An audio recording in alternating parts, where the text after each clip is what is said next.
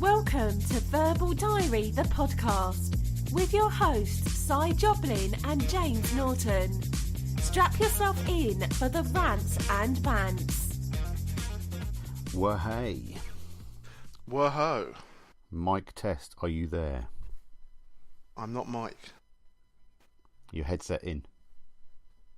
I'm all up and running. What about you? Excellent. I'm up and running. I'm recording, mate. I'm good. Let's do this. Good. So, aren't we doing it? I think we're doing it already, right? This is the podcast, isn't it? We're straight in there. No editing. There's no. Well, it will be edited, but we don't edit swear words out though, so we might as well just keep going. Am I supposed to? No. Oh fuck. Do you mark it as explicit, the podcast? I don't even know. I do. Yeah. I'm glad you check these things for me. Even if you listen to Spotify, we would get more than one listener. No, I just edit the podcast. I record the podcast with you. I edit the podcast. I can't say the word podcast today. And then I basically send you an MP3 file. A little bit more sophisticated than that. And the rest of it is just magic that you make happen. It feels like magic sometimes. Alakazam, bam, it's everywhere. And Alakazam? Alakazam. Is that your favourite magic word? I don't know, it's up there with abracadabra. Oh, abracadabra. Abracadabra is the best. What's your favourite magic word? I think abracadabra. Yeah, it's a good one. It's difficult to spell fast. F-A-S-T. There we go. It's going to be that sort of day today, isn't it? All the dad jokes. It really is. Oh dear. Oh dear. Anyway. Should we get on? How are you? How are you, Mr. Joblin? I'm okay, thank you very much, sir. How are you? I'm all right as well. It's actually not too bad at all. How are you feeling? Are you through the January blues yet? Well, we're in February. That's why I'm hoping you are. So I think I'm still feeling a little lethargic. Okay. You got that motivation yet? What motivation? I've never had motivation. Exactly. Have you got the motivation? Batter up. Yeah, I'm getting there. I'm grabbing a few initiatives by the horns at the moment. You're grabbing a few what by the what? Initiatives by the horns. Ooh. Lots going on at work, so I'm just trying to be a bit more hands-on, let's say. Really? Indeed. And how's that going for you? Getting there. Mm-hmm. Getting excited about a few projects coming up. So, right. Yeah. Can't say much, obviously. It's all very NDA mode. Oh, Obviously. No, all good. Unfortunately, things at home aren't great. My poor wife is struggling again. What's up with your lady, good lady wife? I think I mentioned it a few weeks ago. She had a slipped disc in her back, we think. It seemed to get better, but then it went again this week. So I'm having to care for her at home a bit more, which is challenging with remote working as well. But, she's on hardcore drugs. The doctor's referred her for an MRI scan, so hopefully we will find out what is actually happening soon. Well, what's this business of you struggling with remote working? Oh, I'm a people person. I can't be stranded at home all the time. It pains me, and the geek in me can't cope with the fact my activity rings aren't completing very easily. Well, that's a completely different kind of problem there, though. Yeah, it's completely a different problem. But the first problem is a thing. I mean, yes, my wife's at home, but I'm trying to get my head down and do some work. So when she's sitting there watching box sets or whatever, just to keep herself occupied, I can't multitask with a TV in front of me. I don't know how people do that. No, I'm not very good at that either. But so you're struggling without human contact?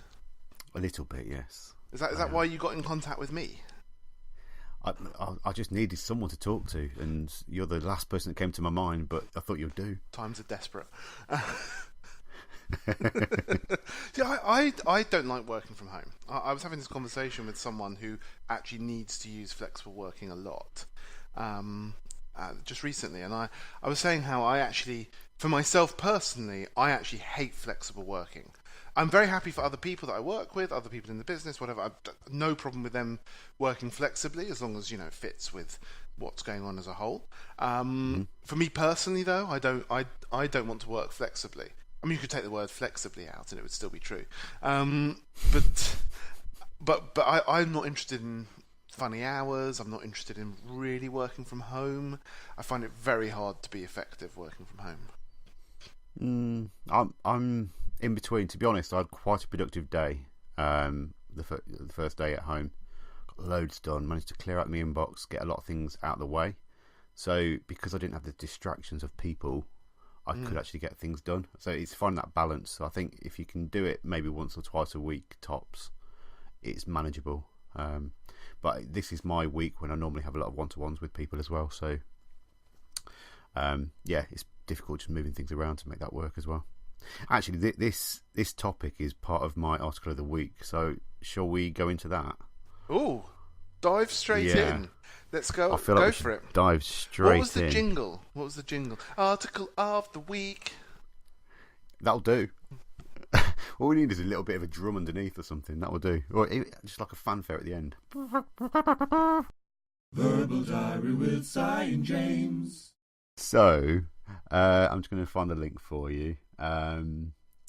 This was shared on a group of people. We got Slack at work, obviously, like most companies nowadays. And it's around flexible working and working parents. So it ticks the boxes for both me and you. Now, there are 2 articles here that were posted. I'm trying to think which one would be most appropriate. Let's go for the second one, because this is really relevant. So this is a case study from someone. I think she's... Oh. Is it me, or have you just activated Siri? Can you hear what's going on? Somehow I activated Siri. Hey Siri. That was weird. This bloody link isn't working now. I'm glad you're on my earphones rather than the speaker. So this is an article from Anne Donovan. She is People Experience Director or something at PricewaterhouseCoopers. Is it? I'm just sending it over to you through my amazingly fast internet as well. Yeah, so she is the US People Experience Leader at PricewaterhouseCoopers. I'll send the link over. Learned from its policy of flexible work for everyone. And she talks a little bit about throwing out the rule book. I think from a traditional way of working, offices have been 9 to 5. You come in, you go home. You don't mix home life with work life. It's very old school. And the inclination of this article is about just adapting over time and learning what works best. So this lady, let me remind myself of her name, Anne. She's US, and so obviously they've got a lot of time zones to even consider when she's working. She's Pacific time. She's got offices on the other side, and she says about having a video call at 7:30 a.m.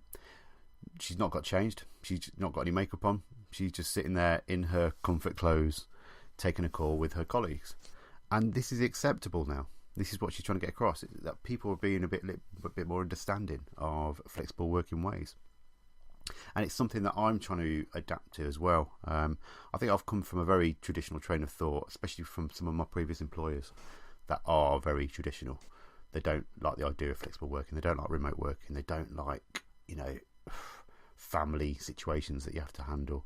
It's just like tough. Get to work. Now, where I work now, where we both work, they are a lot more understanding. And as a manager, as a line manager, I'm a lot more sympathetic towards people's needs as well. If people contact me and saying, like I have this week, my wife needs care, I've got no one else that can look after her. Is it okay if I work from home? I'll make up any extra hours if I need to. I'll dial into any meetings that are needed. And my manager's pretty understanding about that, which is great. But I know that some people do struggle with this still. It's not a given that it's accepted. I don't know what you think about this.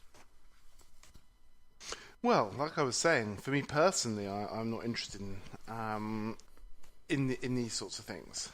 For me personally, Yeah. but I think it's very important for those that need flexible working. Yeah. And that can be. There can be so many reasons for it. So you could be a parent, you could be in all sorts of scenarios. You could just live a long way from your office. I think though I haven't managed to read the whole of this article because you've literally just sent it to me. No, of course not. And that does make me wonder if we should probably share these the day before we actually record. Oh, But good idea. I think there's a couple of things that I would say to all of this stuff, which is that when you're choosing to work at a company, you really need to be aligned with the culture. And one of the pieces of culture that you should probably be thinking about, especially if flexible working is important to you, is what is the attitude of the company around presenteeism? So That's a great word. Do you mean just being there? yes. So I think Dumb it down for us both, Northerners. we Carry on. We really should stop being racist about Northerners on the podcast. We work for a company that I think has a little bit of a presenteeism issue. It's not bad. Don't get me wrong. It's pretty good, the flexibility that we have. Mm-hmm. But there is a bit of presenteeism going on. So if you're not in the office, you do get a little bit forgotten. If you're not present in meetings, your say is not really taken into account. Dialing into meetings is still a very strange thing for most people. Flexibility, having that flexibility enables you to have a more diverse workforce, and I think that's very important as well. So you can really kind of understand different points of view, have different points of view represented, and have different kinds of people working at all different levels within your business. Now this particular person who works at PwC, and she's talking about getting dressed up, etc. I think that's very traditional, that you'd have to be dressed up, made up in a work environment anyway. I think the world's moving on from that pretty quickly now. There seems to be more and more businesses now just come to work. As long as you're at work and being productive, does it really matter if you're in a pair of jeans or if you're in a suit? Not really. I think as long as you're respectable, that's the main thing. Yeah, and that's absolutely fine. I think there's different businesses have different definitions for respectable as well, which is okay. Yeah. But the world has changed, and I personally would never take a job where there was a dress code ever again. No, me neither. And that's part of flexibility. Yep. Is being able to be yourself and be comfortable being dressed however you want. And I think it's fantastic that this obviously very senior person working at a very large, very traditional organisation has kind of broken down that wall, at least for herself. Exactly. And published this as well. You know, it takes a lot of gumption and balls to even put this out in the open. And to see a big company like that allow her to put this out there shows that they are evolving and moving with the times, which I think is a good move. I mean, back on the point, the source of this content for me was through we've got a working group internally for families in tech, mostly women and mums, but sometimes we've got some carers in there as well, so they actually look after their mums, and there's a lot of dads joining the group now as well, so it's quite a nice group of diverse people with a lot of demanding personal circumstances. This is why I'm talking about the flexibility. We do have our own commitments at home, and we need to support that. You know, if we invest in someone in a company, it's for them. It's not for their families. We just want them to be part of our team to help us make things better. So, you know, at what cost do you say, well, actually, we need to be on site 4 days a week because it's just not the same. As you say, culturally, it's not quite there yet, but we are getting there. And for me, example, I will have to have some one-to-ones this week with my team, and I won't be in the office. Now, this is really going to pay me because I don't know how this will work. I know face-to-face togetherness is much more powerful than phone calls and video calls, but am I going to compromise that time just for a desire to be with them? I think the time is more valuable than not being with them at all. You know what I mean? So it's a hard balance, I think. And this sort of idea of flexi working, it's not for everyone, but I think we do have to be more aware of it. I think you just inadvertently slipped into the presenteeism trap there. With being together for a one-to-one. Yeah, why can't you get on a video call? I mean, we have a good conversation here. We're not together. Well, I mean, that's a matter of opinion. Well, but we interact quite well. We'll ask our listener. But the but no, you're right. That's yeah. That's what presenteeism is kind of about. Is you're saying, well, it's much more powerful to be together, and that actually, in some ways, that is a message that it goes against the point of this article. Mm-hmm.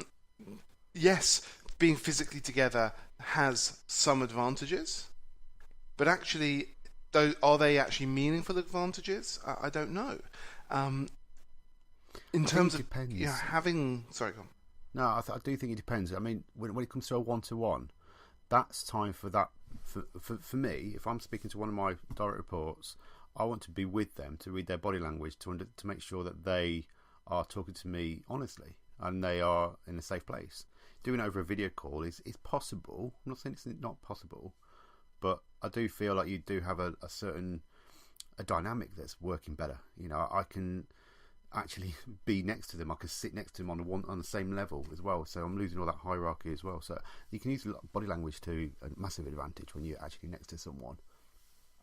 Over a call, it's less easy, and I found this even when at home. If I'm trying to speak to a family member, I don't like phone calls. It gets misinterpreted. I'd rather be face to face with them. So it kind of helps that emotional relationship sometimes as well. I think this is another topic for another day, but emotional intelligence is something that's really quite, I wouldn't say popular, but it's gaining popularity in the workplace now. And again, we're very lucky that we've got these sort of workshops at work that allow us to nurture this a bit more. It's still in its infancy though, but it's very, very powerful if you can use that well. I mean, you're both right, and also I think there's room for adding that extra layer of flexibility. So you're right. You can't read someone's body language as well over a video call, but I think you can still be effective. Personally, like I said, I'm not interested in doing that sort of thing, but flexibility means we all have to actually be flexible in how we do stuff. Yeah. And if that means doing a one-to-one over a video conference and just having to live with it, that's kind of part of the being flexible thing. Not that I'm accusing you of not being flexible at all, because I know that you are, but it's all just part of that equation to making us as flexible and as dynamic as we can be. I don't think it's an outright easy decision to make. There's a lot of pros and cons to it, but I am trying to be a bit more understanding. As I say, I'm a bit of a traditionalist. I like to be in the office to work. I like to be surrounded by my team. I like to be easily accessible to people because of the nature of my job. If I was an engineer, it's a completely different ball game.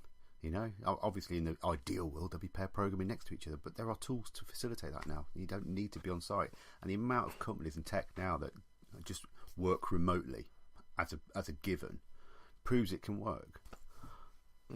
So anyway, so I think the article that you linked to says two really interesting things in the last 3 paragraphs. Yeah. Talking about dress code, she says that the CEO, this is a Price Waterhouse, started wearing jeans to work. And that shouldn't really be an event, but it was an event. Clearly. And then she goes on to talk about how flexibility isn't about working less; it's about working more flexibly and differently. And it's interesting. She calls it a two-way street. She says companies give the flexibility that people need to those people, but then sometimes the company needs more from those people, and so it works both ways. And I kind of feel like that's where, and I'm assuming that she is American, that's where the sort of American culture of work sort of suddenly rears its head, where the European culture of work and the American culture of work are very, very different. Absolutely. And I know in the US, you get very little holiday, and you're expected to really devote yourself entirely to your job and be very, very focused. That's not how it is in Europe. And I think it's an interesting point where she talks about, and then sometimes the company needs more. Well, actually, yeah, that's a reasonable thing to say, but if you're only giving me flexibility so that you can demand more from me later on down the line, then you're not actually offering me a choice. Mm.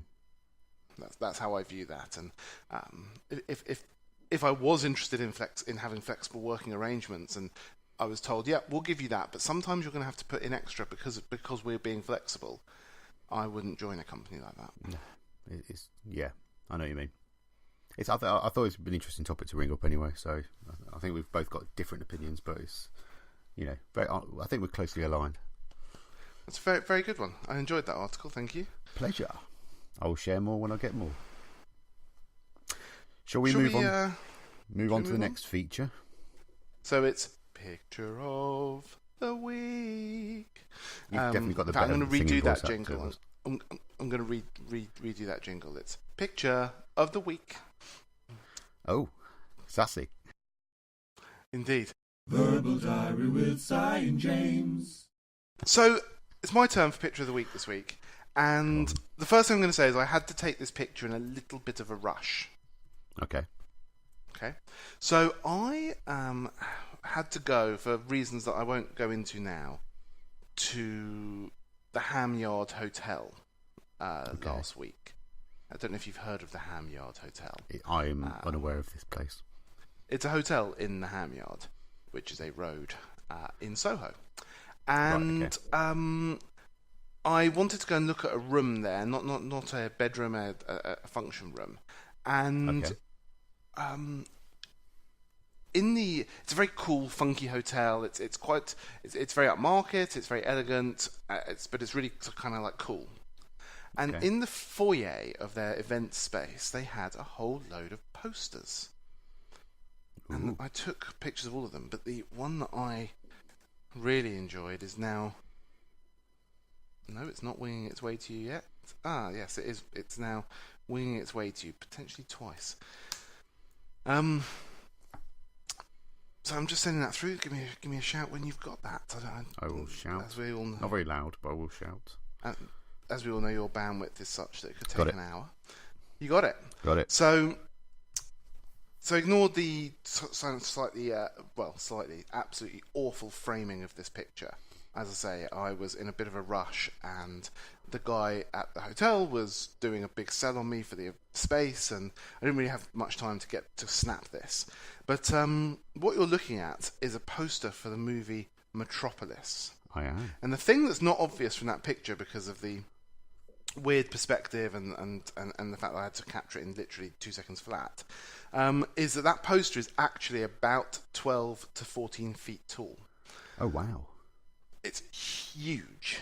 Now, I did sort of contemplate stealing it, because I really, really want that poster at home. I really want it. I love it. Are you aware of this film? I'm aware of it. I've never seen it, though. So I've seen it. It's long. I don't think a full print exists of the whole film. I think it's like a 3.5 hour film. Oh, wow. When it was originally made. I've seen like a 2.5, 2 3/4 hour version at the British Film Theatre about 5 or 6 years ago. They had a special event on, and it was long.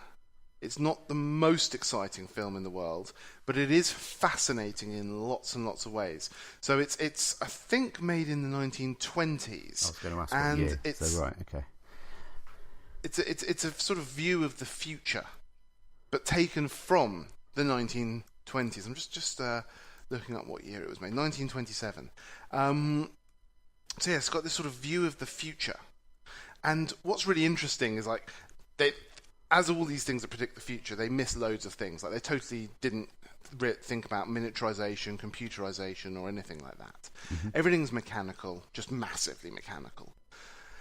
So that's something that always gets missed in the films when you look to the future. Is those big revolutionary changes that come around, such as computing and information. Well, this was and things like 1927, so computing was only just coming of a thing, wasn't it? If that. Yeah. Very early days, obviously. Very, very early. really starting. The idea of doing automated calculation, something like a Babbage machine. But World War II, anyway, so the one thing that Metropolis did get right, which I love, was essentially what we would call a council estate. So high-rise buildings with that are very identikit and have lots of people living in them. That's depicted a lot, and that hadn't started in 1927. That didn't exist. That social phenomenon. Wow. It's a brilliant poster. To come back to the picture, I love that poster, and I just wanted to share that and say, if anyone out there has a 12 to 14 foot Metropolis poster that they're looking to move on, please do let me know. You can tweet me at Nortals with the hashtag #BigPosterTime. It's a catchy hashtag. Get back to you. Or you can use the hashtag #BigBoyPoster for you. I wouldn't 4. search for that one. Or just at Nortals. Just at Nortals. Just tell me what's going on, and I'll probably work it out. I'll consider any tweets that come through with the hashtag #BigBoyPoster for you. I'll treat them the same way that Simon's treating the hashtag emergency tweets. Okay. I love that image. I love the style of it. I think it's of an age, and interestingly, all the typography is in German, I guess. So all the work, yeah. So is it a German production, the movie originally? Yes. Okay. I don't know if it was German or Danish, the production, but the director was German, Fritz Lang. Okay. But no, it's a beautiful image, and I get what you're saying about of the time. Because if you're thinking that's like 90 years ago, trying to depict the future, and like you say, high-rise buildings weren't a thing, so they saw that right, and robotics is definitely a thing. But yeah, it's very mechanical. It's not very There's a lot of things missed, but I'm keen to watch the movie now. To be honest, I might. I think you would actually enjoy it. I think you'd enjoy the cultural phenomenon. I would happily watch it with you because I haven't seen it in a while. Yeah, maybe we should book a room for a lunchtime or something and have an office movie or something. It's a hell of a lunchtime. It's over 2.5 hours long. Perfect. Also, I don't know how you get it. I've just seen some dodgy links on YouTube when I search for it, so it's on Prime Video. Would you believe that? It's on Google Play. It's on YouTube. There's unofficial versions on YouTube as well. Yeah, but you want to make sure that because certain footage has been lost, right? But so you want to make sure that you've got the right cut. Plus, let's have a look. I'm looking on Amazon Prime. Metropolis. Is it on Prime Video? It is on. That's unbelievable. There's 2 different versions. There's the full 2.5 hour version. I think that's the biggest cut that we have today, because some of the footage I'm fairly sure has been lost. Oh dear. Don't know if it's been found or not. Yeah. Excellent. Yeah, it's on BFI Player as well. Excellent. We're going to have to make this we should watch that. It's interesting. We actually, should watch that. Week, was it Friday night? We actually watched the original Great Expectations on Netflix. Ooh. I think it was.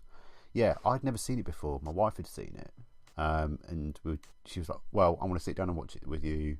Our daughter watched it with us as well. She's 6, and it was fascinating. And I love. I've got a newfound appreciation for old black and white traditional movies. I think when I was young, I never really appreciated them. I thought, it's black and white, it'll be boring. That was my naive approach. As an adult, and as a bit more of a movie buff now, it was a really good movie, and I'm keen to delve into some of these sort of historical stories. Okay, well, we should. I would happily sit and watch Metropolis with you. Cool. Let's make it happen. Let's go on a date. Let's have a date. We can sit in the back row.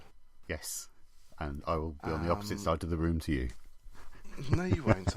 We'll cuddle up and watch a film. I think that's a really good idea. We can talk about it on the podcast. That'd be wonderful, wouldn't it? Then we could bring a new feature to the podcast.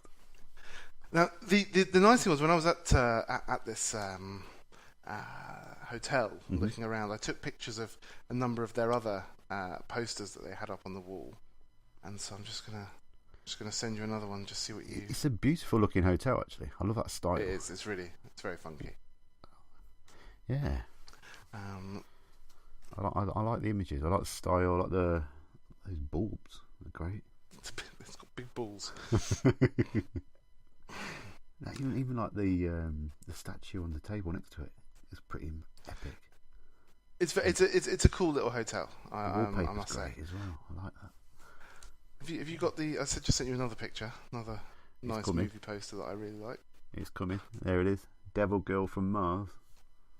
It's another great poster. Seems all And like I sci-fi, actually, I don't they? really. Sorry. They're all sci-fi movies. Yeah, and I really enjoy these old posters. They had a King Kong poster from the original King Kong, Attack of the 50-Foot Woman, which I just think is hilarious. Yep. Yeah, really cool. So now I'm getting There some you go. ideas for your birthday. Cult movie posters. Cult movie posters. Sounds amazing. Cool. We'll share that picture on the podcast show notes so other people can appreciate it. Awesome. Are we done with the image then? Are we done with the whole podcast? I think we're nearly at the end now, aren't we? We better do the socials. Let's do the socials. So you can get hold of us individually on Twitter at Sci and at Nautals. We have our shared account at Verbal Diary Show. We're on the Facebook. We're not on Google Plus anymore because Google are retiring that solution now. But we are available on Spotify, iTunes, or Apple Music, YouTube now as well. So you should be able to find us if you search for us now. Get in touch. Hashtag Big Boy Posters. What was it? Big boy posters for you or something. Something like that. Can't even remember my own hashtag. You can always tweet at Sci with the hashtag emergency. You can. I had one message last week from that one, which was quite nice. And I think they'd listened to 3 episodes, which was quite good as well. So it proves that we are getting out there. Good. So that's it. Tune in next week for more ramblings and rants and bants from us. Are we done? I think we're done. We're done.